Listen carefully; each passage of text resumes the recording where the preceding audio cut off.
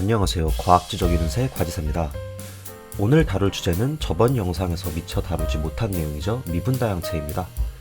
짧은 이름이 미분다양체라서 제가 이렇게 부르는데, 같은 개념을 놓고도 미분다양체, 미분가능다양체, 매끄러운 다양체 등등 많은 이름으로 불리더라고요.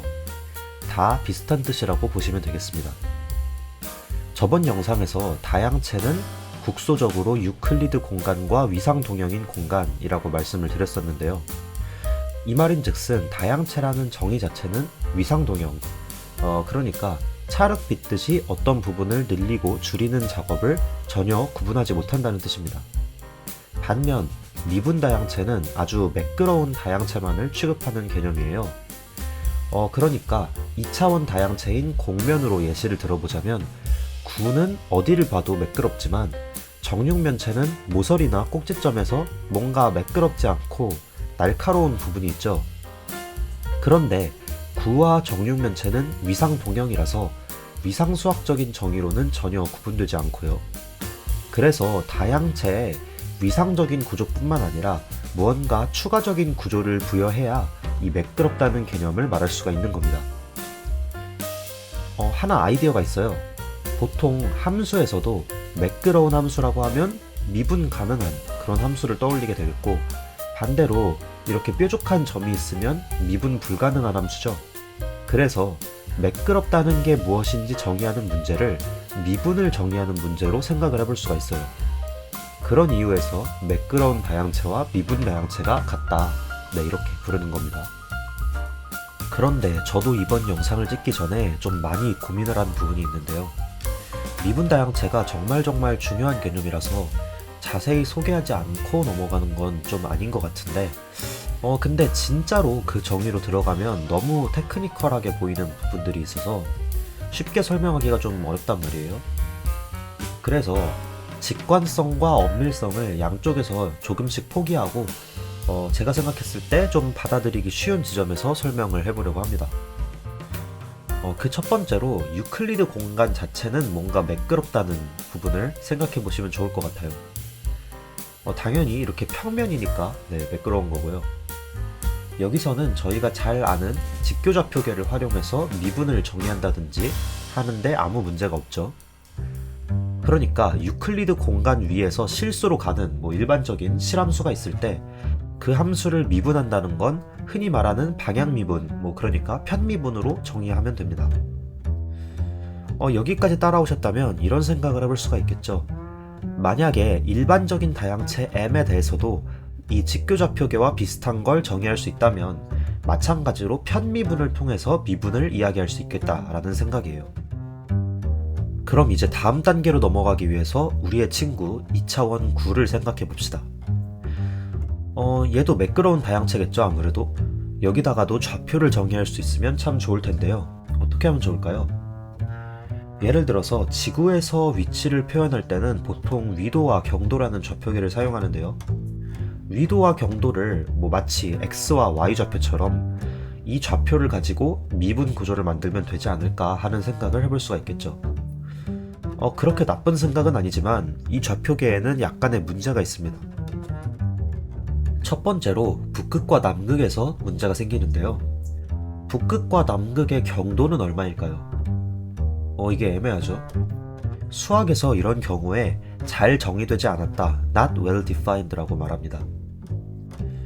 또 경도는 마이너스 180도부터 180도까지 정의가 되어 있는데, 이 마이너스 180도와 180도는 사실상 같은 좌표죠. 그러면 이 선상에서도 좌표의 정의가 애매해집니다. 그러니까 위도와 경도를 기반으로 한 좌표계는 이 구 위 대부분에서는 좋은 좌표계지만 이 특정한 점이나 선 위에서는 그렇게 좋은 좌표가 아닌 거죠. 다른 좌표계를 어떻게 잘 잡으면 문제가 해결될까요? 정답은 절대 해결되지 않는다는 겁니다. 그러니까 구면 위에서 어디서나 잘 정의된 좌표계라는 거는 애초부터 존재하지 않았던 거죠. 하지만 아직 실망하기는 일러요. 구 전체를 커버하는 좌표계는 존재하지 않지만 구 일부분을 커버하는 좌표계는 존재한다는 사실을 알았으니까요. 하나의 좌표계로 구 전체를 책임지려고 하는 게 문제지, 두 개 이상의 좌표계로 구를 적당히 나눠서 커버하면 되는 겁니다.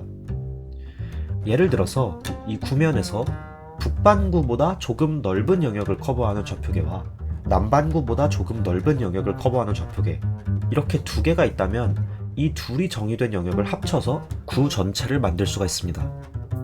뭐 여기까지는 좋은데 두 좌표계의 영역이 겹치는 부분에서는 어떻게 하나요? 여기서는 어떤 좌표계를 써야 하는 걸까요? 여기서 나오는 핵심 아이디어는 둘 중 어느 좌표계를 쓰든 상관이 없도록 정의하면 된다는 겁니다.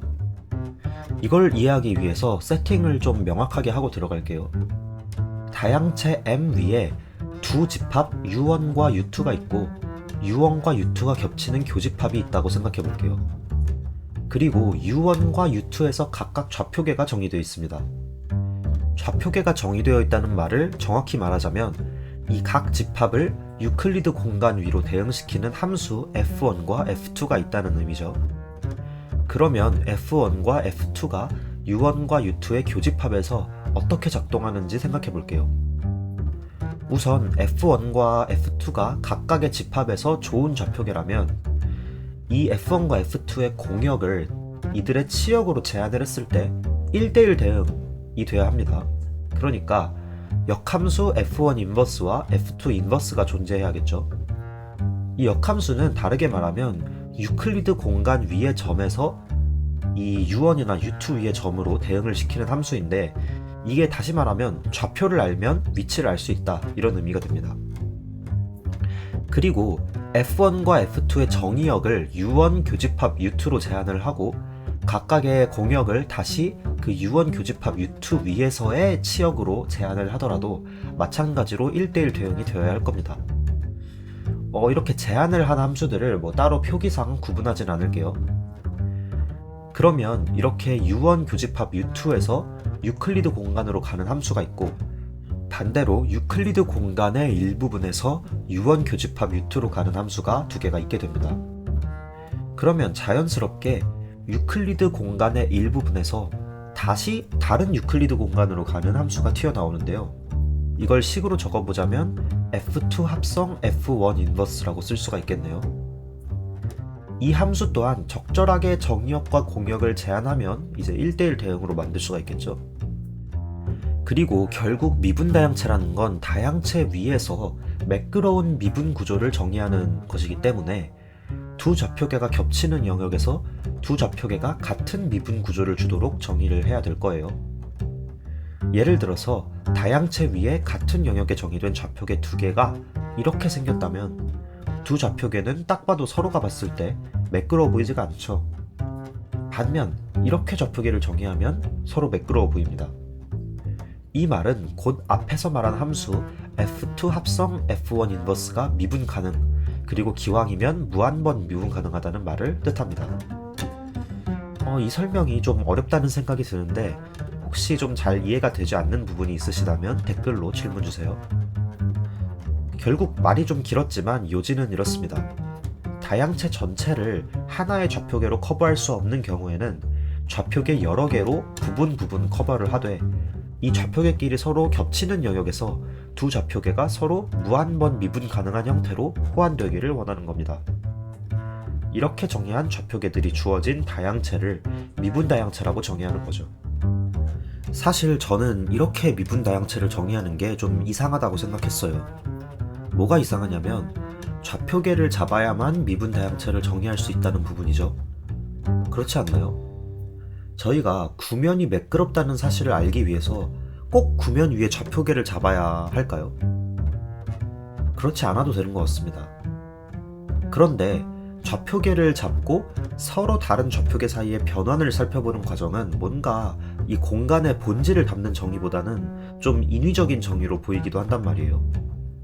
그런데 생각해봐야 될 점은 우리가 유클리드 공간에서 미분 구조를 이야기할 때도 좌표계를 기반으로 한 방향 미분, 즉 편미분을 생각하는 것처럼 결국 좌표계가 있어야 미분을 정의하기가 쉬워진다는 겁니다.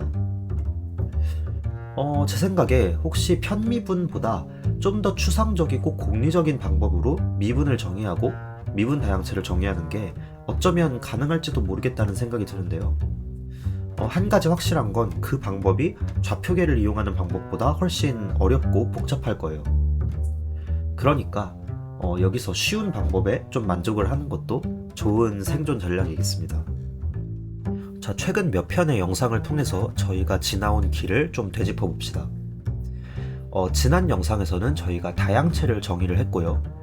이번 영상에서는 다양체 위에 좌표계로서 미분 구조가 주어진 미분 다양체를 알아봤습니다. 그냥 위상수학적인, 그러니까 정말 대략의 형태만 알 수 있었던 지난번의 다양체 정의와는 달리 미분 다양체는 그 위에 매끄러움의 개념을 주는 거죠. 그러니까 어디가 날카롭게 접혀 있고 어디가 매끄러운 면인지 좀 더 자세한 형태를 알려주는 거라고 볼 수 있겠어요. 하지만 이 미분 다양체로도 아직 기하학을 제대로 하기는 어려운데요. 왜냐하면 아직 길이나 넓이 등 크기를 잴 수 있는 방법이 없기 때문입니다. 위상수학적인 다양체 개념이 위상 동형인 두 다양체를 구분할 수가 없다면 미분 다양체에서는 미분 동형인 두 다양체를 구분할 수 없다고 표현을 하는데요. 제가 미분 동형이 무엇인지 자세히 설명하진 않겠지만 위상 동형이 마치 연속함수에 대응되는 개념이라면 미분 동형은 부드러운, 그러니까 무한번 미분 가능한 함수와 비슷한 개념이에요. 하지만 우리가 거리 개념이 주어진 다양체라는 걸 생각한다면 미분 가능한 함수가 거리를 그대로 보존한다고는 전혀 말할 수가 없겠죠. 예를 들어서 이런 그래프를 보면 1대1 대응이기도 하고 그리고 부드러운 미분 가능한 그래프처럼 보이지만 이렇게 X축에서 일정한 간격인 점들이 Y축에서는 전혀 일정한 간격을 지키지 않고 있는 걸 확인할 수 있습니다. 그러니까 미분 다양체만으로 기하학이 완성되진 않고요. 여기에 거리 구조까지 주는 게 우리의 큰 그림이라고 볼 수 있습니다. 그래서 거리에 관한 설명과 함께 리만 다양체를 알아보는 영상을 다음에 제작해 볼 생각이에요. 그리고 미분 다양체 관련해서 제가 꼭 다루고 싶은 내용이 한 가지가 더 있는데요. 바로 접공간이라는 개념이에요. 이게 나중에는 파이버 번들 혹은 한국어로는 올다발이라고 부르는 더 큰 개념으로 이어지기도 하는 그런 중요한 내용이지만 그걸 차치하고서라도 미분 다양체에서 접공간이라는 개념은 꼭 말해야 하는, 그리고 자연스럽게 나오게 되는 내용이기 때문입니다. 이것도 원래는 이번 영상에서 한꺼번에 소개하려고 했었는데 또 이 개념 하나만 가지고도 할 이야기가 많더라고요. 그래서 접공간에 관한 내용을 다음 영상에서 다루기로 하고 오늘은 이쯤에서 영상을 마무리할까 싶습니다. 오늘 영상도 재미있고 유익하셨다면 구독과 좋아요 한 번씩 부탁드리고요. 저는 다음 영상으로 찾아뵙겠습니다. 그럼 다음에 봐요.